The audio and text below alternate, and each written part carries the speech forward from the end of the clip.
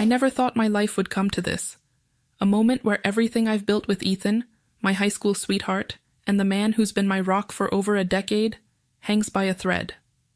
I'm Brianna, 29, standing on the edge of losing our little suburban home outside Chicago, the place where we painted our dreams on every wall. My heart races as I clutch a final notice from the bank, the red letters burning into my soul, threatening to shatter the future we fought so hard for. Desperation claws at me, pushing me into a shadowy decision that could save us, or destroy everything I hold dear. What did I do to keep our world from crumbling, and at what unthinkable cost? Hey there, it's just me, Brianna, sitting here with my thoughts spinning like a restless wind. I'm 29, caught in that strange space between dreaming big and holding tight to what I've got. I've got a man by my side, Ethan, who's been my rock since we were just kids sneaking notes in high school hallways. He's 31 now, a mechanic with hands rough as sandpaper from turning wrenches all day in a grimy garage. We've been together for 12 years, married for 5, and our little slice of life sits in a modest suburban house on the outskirts of Chicago. A place that's more fixer-upper than dream home, but it's ours. Ethan's got this scruffy beard that tickles my cheek when he leans in close, and those calloused hands of his carry the weight of every long shift he pulls. He's the kind of man who'd give you the shirt off his back without a second thought, always pushing to keep us afloat even when the bills pile up like storm clouds. We've got dreams, you know, the kind that keep you up at night, starting a family, hearing little feet pattering through the house. But those dreams feel like they're slipping through our fingers, buried under the weight of making ends meet. It's hard to plan for tomorrow when today's already a battle. Our life together isn't glamorous, but it's real. I can still picture us curled up on our worn-out couch, watching grainy old movies until the credits roll, his arms slung around my shoulders like a warm blanket. There are nights I've tried to whip up something fancy in the kitchen, only for the smoke alarm to blare over my charred attempts at dinner. Ethan just laughs, pulls me close, and says it's the thought that counts. And the way he looks at me, even after all these years. Man, it's like I'm the only woman who's ever existed in his world. There are moments late at night when the world fades away, and it's just us, tangled up in each other, finding solace in a closeness that's too raw to put into words. Let's just say we've got our own way of keeping the fire burning, a kind of unspoken dance that speaks louder than any conversation. I do my part too, working part-time as a freelance graphic designer. It's a gig I love, pouring my heart into every pixel and line, but the paychecks are as unpredictable as a summer storm. Some months, I'm scraping together just enough to cover groceries. Others, I'm staring at an empty inbox, wondering how we'll stretch what little we have. It's a constant tightrope walk, and I feel the strain in every quiet moment. The bank's been breathing down our necks lately, a shadow I can't quite shake, but I'm not ready to let that darkness swallow us whole. I just know we've got to find a way through, even if I'm not sure how yet. I love Ethan more than I can ever put into words, but right now, that love feels like it's being tested by a weight I can't lift alone. A few days ago, I was shuffling through the mail, just the usual bills and junk, when I saw it, an envelope from the bank with those ominous words stamped across it, "Final Notice." My hand started trembling before I even tore it open. When I did, the bold red letters screamed at me, 30 days to pay the overdue mortgage or we lose everything. My heart dropped straight to the floor. I just stood there in the hallway of our little house on the outskirts of Chicago, the paper shaking in my grip, feeling like the walls were closing in. I stumbled to the kitchen table, the notice still clutched in my hand, and sank into a chair. Ethan was at the garage, grinding through another long shift, and I was alone with this nightmare. I stared at those red words until they blurred, my stomach twisting into a knot so tight I could barely breathe. I pulled out my phone and opened our banking app, punching in the numbers with shaky fingers, hoping, praying, there'd be some miracle in our savings. But the balance just mocked me. Nowhere near enough, not even close. We've been scraping by for months, my freelance design gigs drying up, and Ethan's overtime barely covering the basics. How did it come to this? My mind was racing, but one thought kept clawing at me. I couldn't tell Ethan. Not yet. He'd take it on himself, like he always does, blaming every missed payment on his own shoulders. I've seen that look in his eyes before, that defeated, hollow stare when he thinks he's let me down. I couldn't bear to see it again. So I sat there, the silence of the house pressing down on me, trying to figure out how to shield him from this storm for just a little longer. I couldn't help but drift back to brighter days, to the moment we first stepped into this house. We'd just signed the papers, and it was ours, our forever home. I can still see us, paint rollers in hand, splashing color on the walls, laughing so hard my sides hurt when Ethan smeared a streak of pale blue across my nose. I got him back, dabbing a dot on his cheek, and for a second, we just stood there, grinning like idiots, paint cans at our feet, dreaming of all the memories we'd build here. It felt like nothing could touch us back then, like this place was our fortress against the world. Now, that memory feels like a punch to the gut, knowing we might lose it all. I knew sitting there wallowing wasn't going to fix anything. I had to act. So, with my heart pounding in my chest, I picked up the phone and dialed the bank. My voice cracked as I asked to speak to someone about the notice, and after what felt like an eternity on hold, they scheduled a meeting for me to come in. And so here I am, stepping out of the elevator and into the heart of downtown, standing before this towering glass beast of a bank that seems to swallow the sky. It's all sharp edges and cold reflections, making me feel like an ant about to be crushed underfoot. I push through the heavy revolving doors, and the lobby hits me like a slap. Sterile, echoing, with marble floors so polished I can see my own nervous face staring back at me. My heels click against the stone, each step sounding louder than the last, like a drumbeat counting down to something I can't escape. The receptionist barely looks up from her desk, her nod as icy as the air in here, pointing me toward the conference room on the 12th floor with a flick of her pen. My palms are sweaty, my heart slamming against my ribs as I ride the elevator up, the numbers ticking by too fast, too slow, all at once. I reach the door, my hand trembling as I knock. It swings open, and there's Mr. Harper, his gray eyes slicing through me with an intensity that makes my skin crawl. He steps aside, gesturing me in, and I see the others, Mr. Kessler leaning against the table, that sly smirk curling his lips like he already knows something I don't. And Mr. Vaughn, seated like a mountain in his chair, his broad frame dominating the space as he watches me with a silent, heavy gaze. The room feels smaller with them in it, the air thick with something I can't name but can definitely feel. I clutch the folder of papers I've prepared, my lifeline, and start my speech, the words tumbling out in a shaky mess. I'm begging, really, pleading for an extension, a reduced payment, anything to keep our home from slipping away. I tell them about the freelance gigs drying up, about Ethan's long hours at the garage, about how we're trying so hard to make it work. My voice cracks, and I hate how weak I sound, but I keep going, hoping they'll see the desperation in my eyes and show some kind of mercy. They listen at first, their faces unreadable, exchanging glances that make my stomach twist. Then Mr. Kessler cuts me off with a low, rumbling chuckle that sends a chill down my spine. "Brianna," he says, drawing out my name like it's a toy he's playing with. "We might be able to work something out, but it's not going to be about money."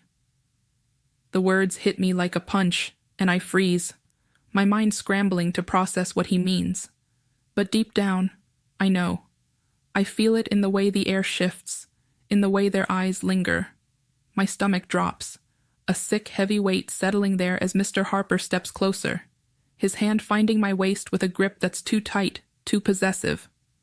I flinch, but I can't move, can't speak.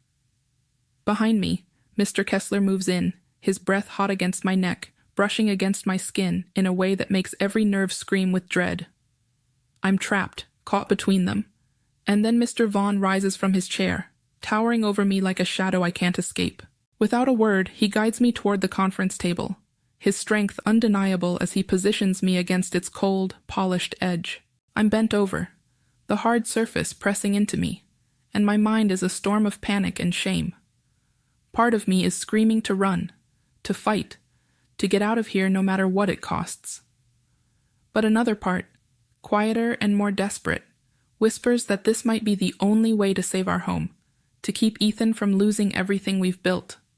I think of him, of his tired smile after a long day, of the way he holds me like I'm his whole world, and I feel like I'm betraying him in the worst way. But what choice do I have? The door locks with a sharp click, a sound that echoes in my ears like a final sentence. Their hands are heavy, their presence suffocating, and I try to shut it all out, focusing on a tiny scratch on the table's surface, tracing its jagged line with as I pull into our driveway at dusk. The fading light casts long shadows across the patchy lawn of our little suburban house on the outskirts of Chicago. I cut the engine, but I don't get out right away. I just sit there, gripping the steering wheel, my knuckles pale against the worn leather. The house looms in front of me, its chipped paint and sagging porch a stark reminder of everything I'm fighting for, and everything I might still lose, despite the unthinkable choice I made earlier today. My chest feels tight, like a vice is squeezing the air out of me, and I can't shake the weight of what I've done. I stare at the front door, picturing the life Ethan and I built inside those walls, the laughter, the late-night talks, the dreams we painted into every corner. Now, it all feels tainted, like I've dragged something dark across the threshold without even stepping inside. Minutes tick by, maybe even an hour, and I'm still in the car, lost in a fog of guilt. My hands tremble as I finally force myself to open the door, the cool evening air hitting my face like a slap. I drag myself up the steps, each one heavier than the last, and fumble with my keys until the lock clicks. The house is silent, too silent, and it presses down on me as I step inside. I don't turn on the lights right away. The dim glow from the street lamp filtering through the curtains is enough. I drop my bag by the door and head straight for the bathroom, my legs moving on autopilot. Standing over the sink, I turn on the faucet, letting the cold water rush over my hands before splashing it on my face. I scrub at my skin, harder than I need to, as if I can wash away the memory of what happened in that cold, sterile conference room. My reflection stares back at me in the mirror, hollow-eyed and pale, and I barely recognize myself. I scrub until my cheeks are red, until my hands ache, but the feeling lingers, a stain I can't erase. I can't stay like this, not when Ethan will be home soon. I force myself to peel off the clothes I wore to the bank, tossing them into the hamper like they're contaminated, and pull on a pair of soft, worn sweats and an old t-shirt of his that still smells faintly of motor oil and his cologne. It's a small comfort, wrapping myself in something that's his, but it also twists the knife deeper, reminding me of the secret I'm carrying. I pad barefoot into the living room, glancing at the clock. He'll be here any minute, and I need to pull myself together, to put on a mask he won't see through. But every tick of the second hand feels like a countdown, to a moment I'm not ready for. When I hear the familiar rumble of his truck pulling up, my heart lurches. I smooth my hair, take a shaky breath, and try to steady myself. The door creaks open, and there he is. Ethan, my anchor, my everything. He looks worn out, his broad shoulders slumped from a long day at the garage. But there's that tired smile on his face, the one that always softens when he sees me. His toolbox clatters to the floor by the door with a heavy thud, and before I can say a word, he's crossing the room, pulling me into a hug. His arms are strong, warm, and I melt into him despite myself, burying my face in his chest. I can feel the steady beat of his heart through his work shirt, smell the faint grit of the garage on his skin, and for a fleeting second, I almost believe everything's okay. "Hey babe, how was your day?" he asks, his voice rough but gentle, his chin resting on top of my head. I open my mouth to answer, but the words catch in my throat like shards of glass. "It was fine," I manage, my voice cracking on the last word. I pull back just enough to avoid his eyes, busying myself with straightening the collar of his shirt. "I think I made some progress with the bank. We'll see." The lie tastes bitter. It's early morning, and I'm already awake, my stomach twisted into a tight, unrelenting knot. I barely slept, my mind replaying everything over and over, the weight of my choices pressing down like a stone on my chest. I shuffle into the kitchen, the cool tile under my bare feet grounding me just enough to keep moving. That's when I see it. A thick, official-looking envelope from the bank sitting on the counter, stark against the chipped formica. Ethan must have brought it in before heading to the garage for his early shift. My heart stumbles, a cold sweat prickling at the back of my neck as I stare at it. Another demand? Another rejection? I don't know if I can handle more bad news, not after everything I've done. My hands tremble as I reach for it, the paper crinkling under my fingers like it's mocking me.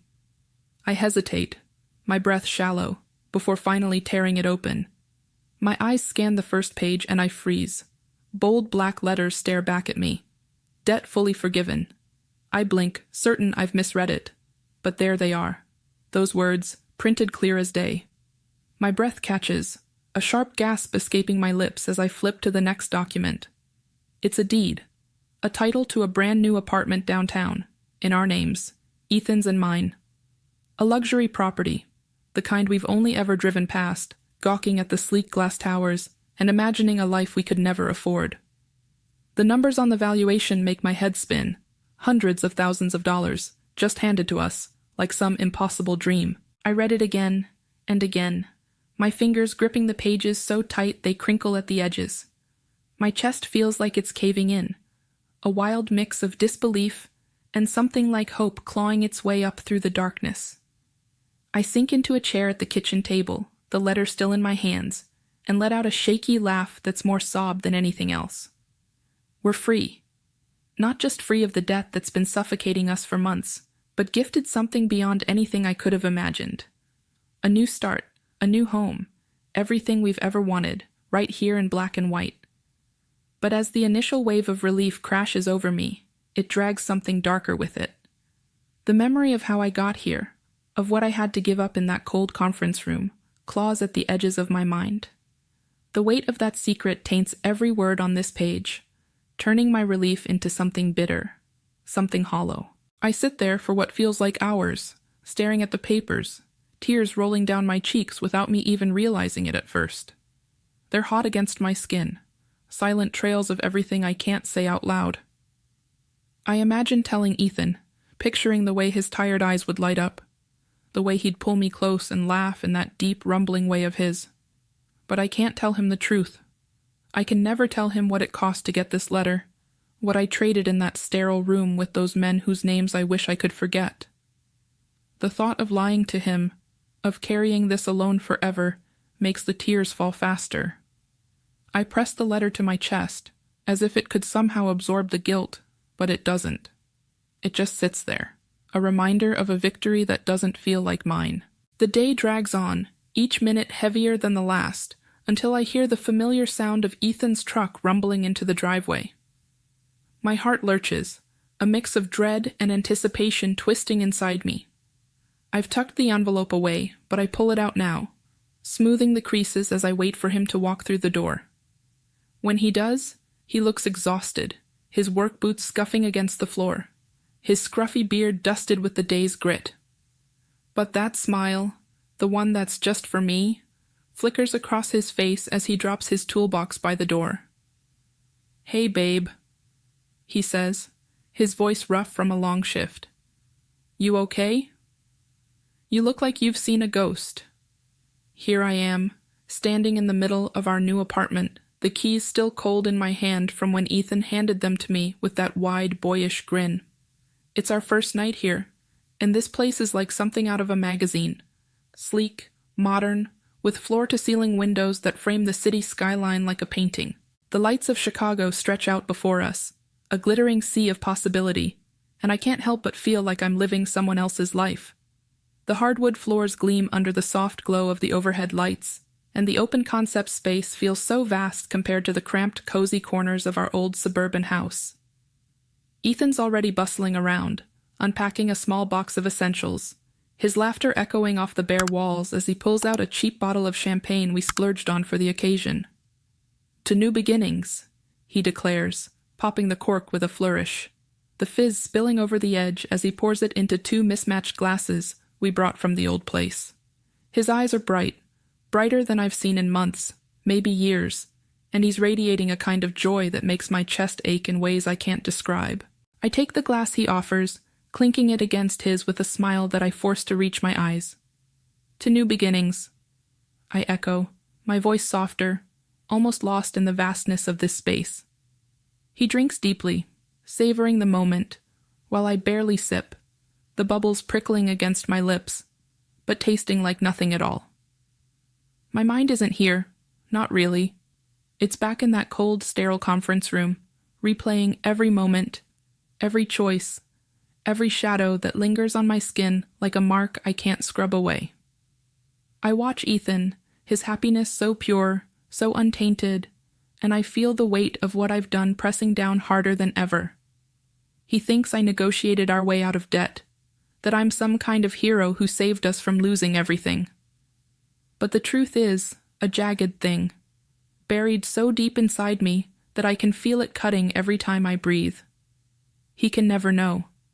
He can never know the price I paid, the piece of myself I left behind to secure this future for us. Later that night, after Ethan's fallen asleep on the air mattress we've set up in the bedroom, still waiting for our real furniture to arrive, I find myself drawn to the balcony.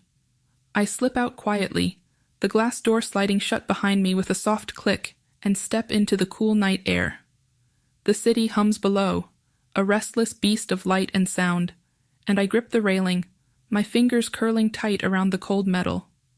The skyline blurs through the tears that well up unbidden, hot and heavy as they spill down my cheeks. I don't wipe them away. I just let them fall, each one carrying a fragment of the turmoil I've been wrestling with since that day at the bank. Did I make the right choice? I keep asking myself that, over and over, like the answer might somehow change if I think about it long enough. I saved our home. Well, more than that, I secured a life we never could have dreamed of before. This apartment, this view, the weight of debt lifted off Ethan's shoulders. It's all real, tangible proof of what I fought for. I can see the relief in the way he carries himself now, the way his laughter comes easier, the way he talks about the future with a spark I thought had long since dimmed. But at what cost? That's the question that haunts me out here, alone with the city lights and the quiet rustle of the wind. I feel like I've lost something vital, something I can't name but can feel in the hollow spaces inside me. It's like I traded a piece of my soul for this security, and now I'm left wondering if I'll ever feel whole again. Every time I look at Ethan, every time I see that grateful smile or hear him call me his hero for negotiating our way out of trouble, it's like a knife twisting deeper. I love him more than anything in this world, more than I could ever express. Yet this secret hangs between us. Don't forget to subscribe, like, and comment if you enjoyed this story. This will help us create more engaging stories for you.